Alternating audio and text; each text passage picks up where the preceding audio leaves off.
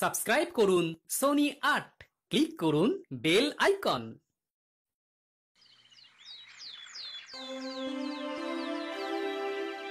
আমি আর এভাবে কাজ করতে পারছি না মহারাজ। আমার এ রাজ্যের মন্ত্রী হিসেবে খুব অপমানিত বোধ হচ্ছে।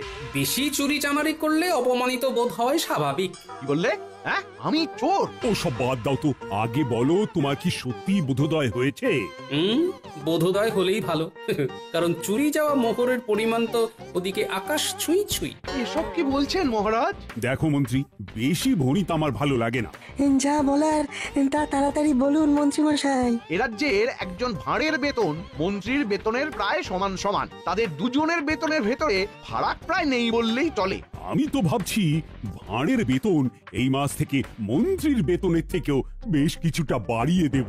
মহারাজ, আমি বলতে বাধ্য হচ্ছি, আপনি কিন্তু একটু বেশি পক্ষপাতিত্ব করছেন। কোন রাজ্যে এমনটা হয় না। মন্ত্রী মশাই, রাগ করবেন না। আপনি একটু খোঁজ নিলে এটাও জানতে পারবেন যে অন্য রাজ্যের ভাঁড়ের বেতন আর মন্ত্রীর বেতনের ভিতরে কেন অত্যধিক ফারাক রয়েছে। এটা আবার খোঁজ নেওয়ার কি আছে? অন্য রাজ্যের রাজারা তো আর সবাই নির্দিষ্ট একজনের প্রতি পক্ষপাতিত্ব করেন না, তাই সেখানে সবাইকে তাদের পদ অনুযায়ী বেতন দেওয়া হয়। ভুল কথা। আসল সত্যিটা হলো আমার রাজ্যে মন্ত্রীর থেকেও একজন ভাঁড় বেশি কাজ করে, আর অন্য রাজ্যে তো আর সেটা হয় না। বরং আমাদের মহারাজকে এদিক থেকে ভালো বলতে হবে, কারণ উনি কাজের ভিত্তিতে বেতন দেন না। কি সর্বনাশ! যদি মহারাজ কাজের ভিত্তিতে বেতন দিতেন তাহলে মন্ত্রীমশাই ঘরে একদম শূন্য বেতনে যেতেন। মহারাজ, আপনিও হাসছেন? কোথায় আমার অসুবিধাটা একটু বোঝার চেষ্টা করবেন। দেখুন মন্ত্রী মশাই, আপনি না। থামো গোপাল, থামো। তোমার ওই মাথা ভর্তি টাক আর হাতির মতো। মন্ত্রী, তোমার এতবার বেড়েছে, নিজে একজন সভাসদ হয়ে আরেক সভাসদের চেহারা নিয়ে ব্যঙ্গ করছো। ছি ছি ছি ছি। না না না না না না, এসব আমি একদম বরদাস্ত করব না। বেরিয়ে যাও, বেরিয়ে যাও আমার সভা থেকে। যাও যাও। মহারাজ, মহারাজ, আমার কথাটা একবার শুনুন মহারাজ। না না, আমার আর কিচ্ছু শোনার নেই মন্ত্রী। তোমার মন কুমানসিকতায় ভরে গেছে। তোমার শুদ্ধাচারের প্রয়োজন। তুমি যদি নিজেকে এই ধরনের মনোবৃত্তি থেকে শুধরে নিতে পারো, তাহলেই আবার এই রাজসভায় ফিরো, না হলে নয়। আমায় মাফ করে দিন মহারাজ, এমনটা আর হবে না। ওই যে বললাম, নিজেকে পাল্টাতে পারলে ফিরে এসো। তুমি এক কাজ করো, তীর্থে যাও, মনকে শুদ্ধ করো, তারপর ফিরো। আর হ্যাঁ, অশুদ্ধ মন নিয়ে শুদ্ধতার ভান করে এই রাজ্যে প্রবেশের পর যদি কোনো বাজে কাজে ধরা পড়ো, তাহলে মনে রেখো, তখন এই রাজ্য থেকে সোজা বার করে দেব। যাও যাও, এক্ষুনি বেরিয়ে যাও।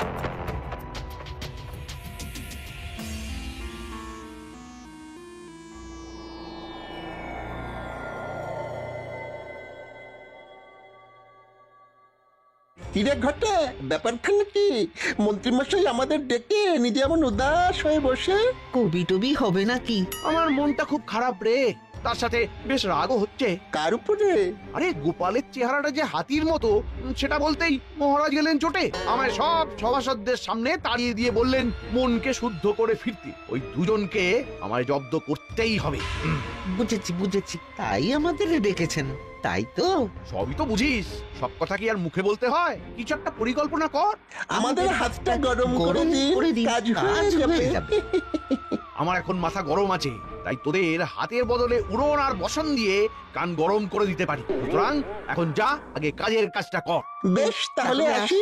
কাল ভোরে এই পরিকল্পনা করে আপনার বাড়ি যাচ্ছি। বেশ হয়েছে, মহারাজ মন্ত্রীকে বার করে দিয়েছেন। হ্যাঁ, মানুষের চেহারা ভারী হতেই পারে, তা বলে এমন কথা কেউ বলে? মন্ত্রী মশাই বরাবর অমন স্বভাবেরই লোক, বুঝলে। যাদের স্বভাব এমন হয় তারা হাজার চেষ্টা করলেও সহজে বদলায় না। হ্যাঁ গিন্নি, চেষ্টাটাও সৎ হতে হয়, না হলে এরকমও মানুষ করে যে ভিতরে ভিতরে কোনো চেষ্টা করে না, এদিকে মুখে বলে চেষ্টা করেও কোনো লাভ হচ্ছে না। মানুষ চেষ্টা করলে সব পারে গিন্নি। তোমার সাথে মন্ত্রী মশাই এরকম করলে না আমার খুব খুব রাগ হয়। হ্যাঁ না, এর জন্য আমার কোনো আক্ষেপই নেই গিন্নি। আমি আমার রাজ্যকে ভালোবাসি, তাই করি। তাছাড়া একজন রাজ্যবাসী হিসেবে এটা তো আমার কর্তব্য। সত্যি, তোমার জন্য না আমার না খুব গর্ব হয় গো। আর আমারও তোমার জন্যে।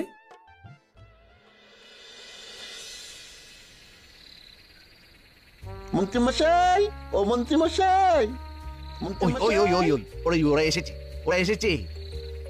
আয় আয় আয় কিরে বটা, তোর হাতে এটা কি? এটা একটা বহু দূরের রাজ্যের মানচিত্র।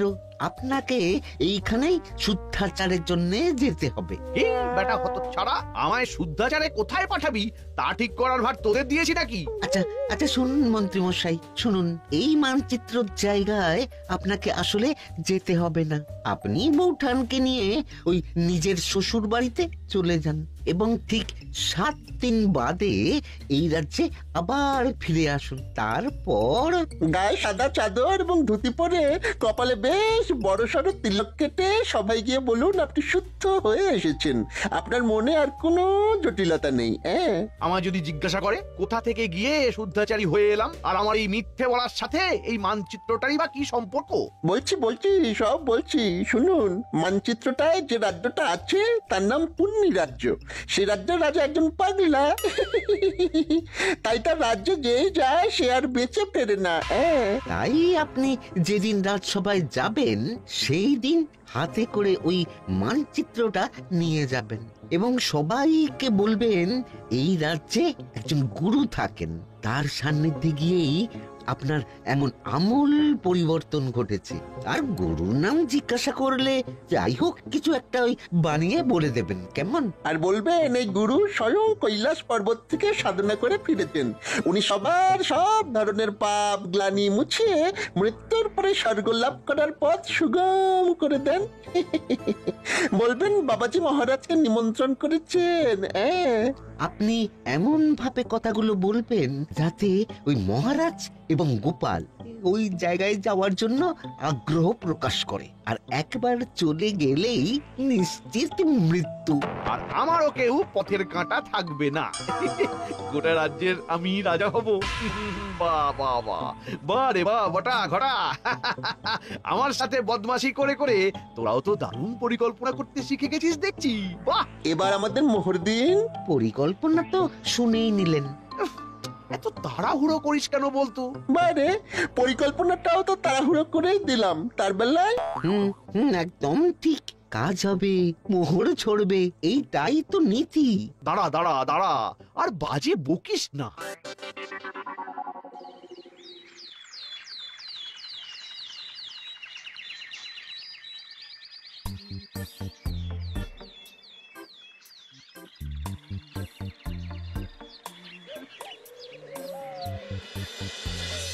কি বলছো গোপাল?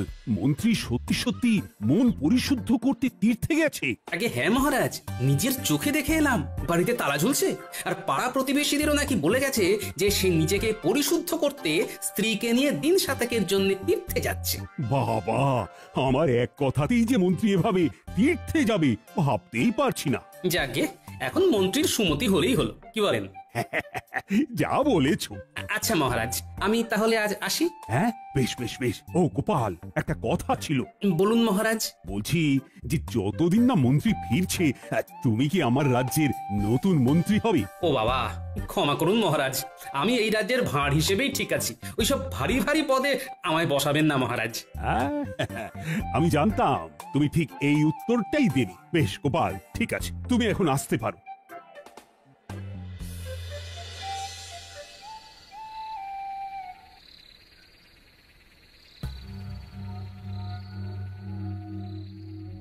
মন্ত্রী মশাই, তার শ্বশুর বাড়ি কেমন ঘুরলেন? শ্বশুর বাড়ি গিয়ে কেমন শুদ্ধাচার করলেন বলুন? বাজে বকিস না, বাজে বকিস না। এই নিশুতি রাত্রে তোদের কথা মতো ছুটে ছুটে এলাম। এদিকটার কেমন পরিস্থিতি সেটা আগে বল শুনি। মহারাজ গোপালকে রাজ্যের নতুন মন্ত্রী করতে চেয়েছিলেন, কিন্তু গোপাল রাজি হয়নি। এই গোপালটা মহা বদমাস।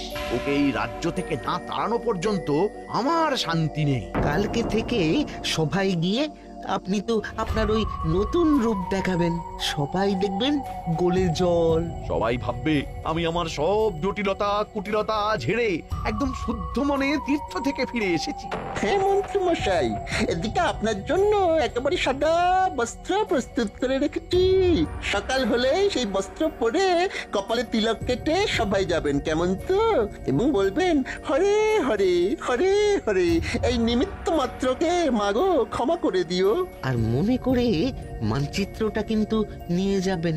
মনে রাখবেন, ওইটাই কিন্তু মহারাজ এবং গোপালকে চিরতরে বিদায় দেওয়ার জন্যে মূল অস্ত্র।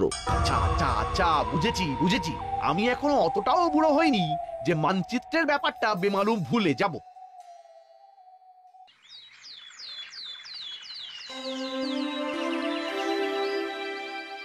তাহলে সবাই বলছো নতুন পদ্ধতিতে কাজ করতে কোনো রকম অসুবিধে হচ্ছে না, তাই তো? না মহারাজ। বেশ, শুনেও ভালো লাগছে। তোমরা এভাবেই সবাই একে অপরের পাশে থেকে মন দিয়ে কাজ করে যাও। হ্যাঁ মহারাজ।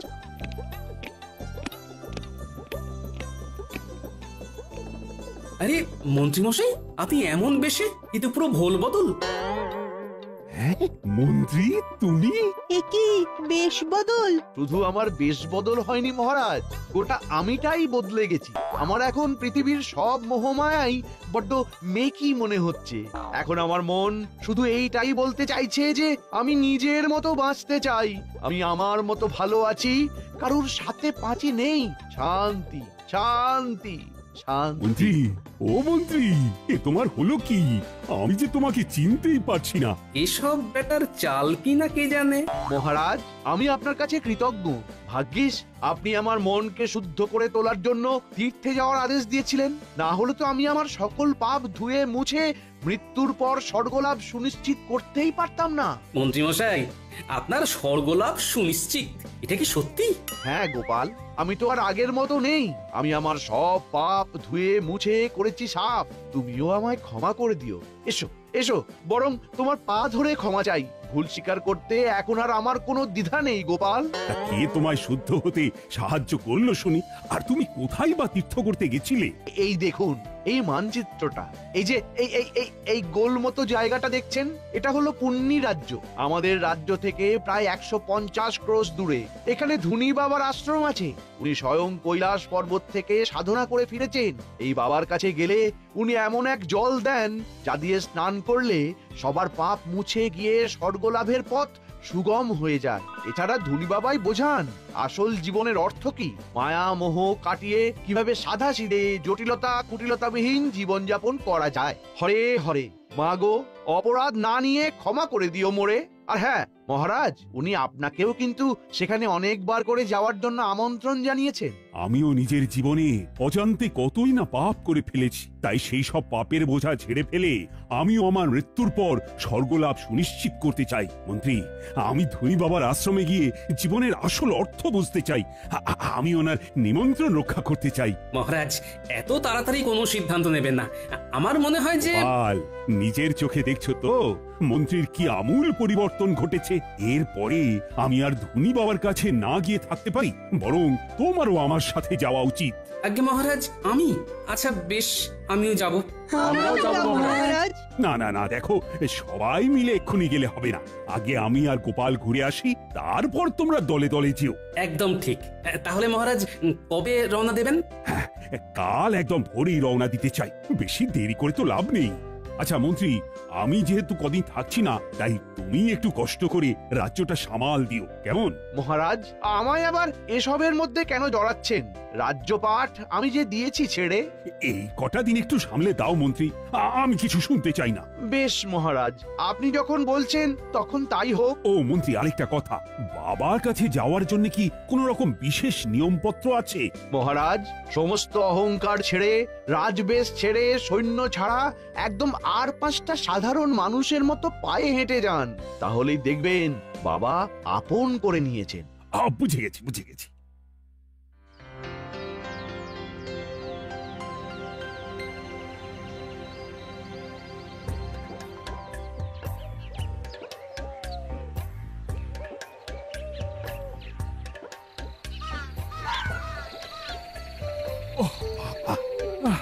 বাবা গো, মা গো, আর কতটা পথ গোপাল? হাঁটতে হাঁটতে পা ফুলে গেল তো। মহারাজ, বুঝতেই পারছি আপনার খুব কষ্ট হচ্ছে, কিন্তু আরেকটু কষ্ট করে ওই বট গাছটা পর্যন্ত চলুন, তাহলে আপনি পুণ্যি রাজ্যে প্রবেশ করে ফেলবেন। ওই বট গাছটা থেকে শুরু হচ্ছে পুণ্যি রাজ্য। গোপাল, ও গোপাল, আজ রাত্রিটা থাকবো কোথায় বলো তো? ওই বট গাছের নিচেই কি কাটাতে হবে? হ্যাঁ মহারাজ, আপাতত তাই তো মনে হচ্ছে, কারণ ত্রিসীমানায় তো কোনো বাড়ি দেখছি না। আর মানচিত্র অনুযায়ী আমরা পুণ্যি রাজ্যে প্রবেশ করলেও বাবার আশ্রম আরো খানিকটা দূরে রয়েছে মহারাজ, যেখানে আপনি কাল সকালের আগে যেতে পারবেন না। বেশ, তাহলে গাছের নিচেই রাতটা কাটাই আর কি। পুণ্যি রাজ্যে এসে পুণ্য করতে একটু কষ্ট তো সইতেই হবে। একদম চিন্তা করবেন না মহারাজ, আপনি নিশ্চিন্তে ঘুমন, আমি জেগে আছি।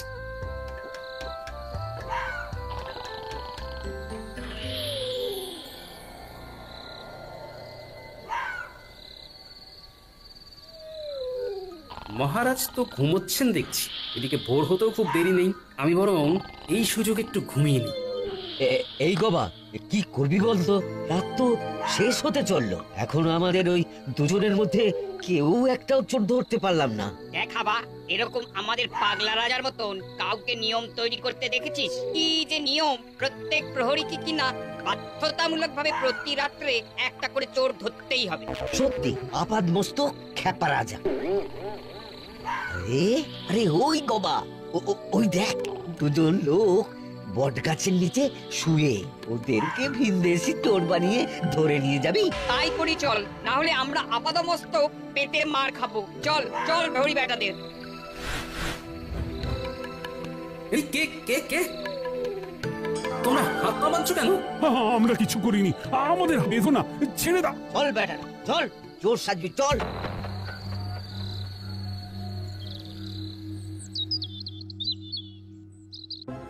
আমাদের তোমরা ছেড়ে দাও, আমরা চোর নই। আরে জানি জানি, সে তখন থেকে এক কথা বলে কানটা ছাড়া পালা করে দিল। আহা, জানোই যখন চোর নই তখন ধরে রেখেছো কেন?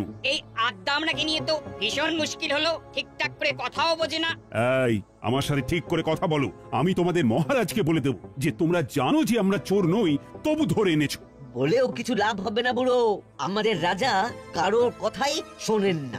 একবার গারদে ভরে দিলে তার একটাই শাস্তি হয়, আর তা হলো ইদারায় ছুঁড়ে ফেলে দেওয়া, বুঝলে? কি সর্বনাশ, এ কি নির্মম শাস্তি!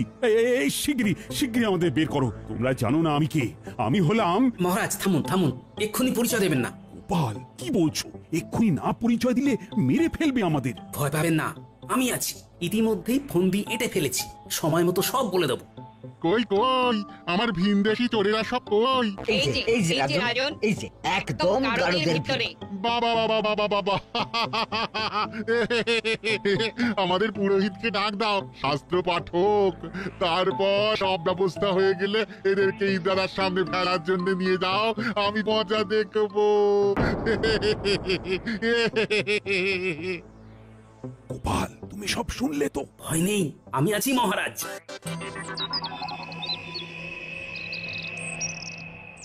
তাহলে সব প্রস্তুত তো? হ্যাঁ। এই এই তুমি তুমি ওদিকে ওনার কাছে যাচ্ছ কেন? আমাকে ঠাকুরের নাম শোনাতে। মরতে যাচ্ছি তো তাই। মহারাজ, আপনি এবারে আমার সাথে মারপিট শুরু করবেন। ওরা যদি জানতে চায় কেন মারপিট করছি, তাহলে বলবেন আমরা পেশায় জ্যোতিষী। আমরা গণনা করে দেখেছি যে আজ দুজনের ভেতরে যেজন আগে ইদারায় ঝাঁপ দিয়ে মরবে সে স্বর্গবাসী হবে এবং পুণ্য লাভ করবে। বেশ বেশ, মুক্ত করে দাও দুজনকে, মুক্ত করে দাও। আমি আগে ইদারায় ঝাঁপ দেবো। না, আমি। তবে রে বেটা, দেখ কেমন মারি তোকে। আয় আয়, আমিও মজা দেখাচ্ছি। কি তোমরা থামো, তোমরা থামো, তোমরা থামো। তোমরা কারা তুমি? এভাবে মারপিট করছো কেন? আমরা জ্যোতিষী, গণনায় দেখেছি যে আজকে ইদারায় ঝাঁপ দিয়ে আগে যে মরবে সে পুণ্য লাভ করবে এবং স্বর্গবাসী হবে। কি তোমরা চোর নও? আজকে যে ঝাঁপ দেবে সে স্বর্গবাসী হবে, পুণ্য লাভ করবে। হ্যাঁ, তাহলে তোমরা আর কষ্ট করে ঝাঁপাবে কেন? আমি ঝাঁপ দিচ্ছি, আমার পুণ্য লাভ হবে, স্বর্গবাস হবে। দুটোরই প্রয়োজন আছে। এই 1 2 3। রাজন, উফ, কি বাঁচান বাঁচলাম বাবা। আমরা এখন কি করব? তোমরা শিগগির আগে ওনাকে তোলার ব্যবস্থা করো। আসলে আজকে এরকম কিছু ঘটবেই না। আর আমরা কেউ জ্যোতিষীও নই। উনি হলেন কৃষ্ণনগরের মহারাজ রাজা কৃষ্ণচন্দ্র, আর আমি হলাম গোপাল ভাঁড়। আমরা এখানে ধনী বাবার আশ্রমে যাব বলে এসেছিলাম। কি ধনী বাবার আশ্রম, কিন্তু এখানে তো এইরকম কোন আশ্রম নেই। ঠিক বলছো। হ্যাঁ ও ঠিকই বলেছে। বেশ বুঝে গেছি আসল ব্যাপারখানা কি। আমরা চললাম, তোমরা ওনাকে বাঁচাও।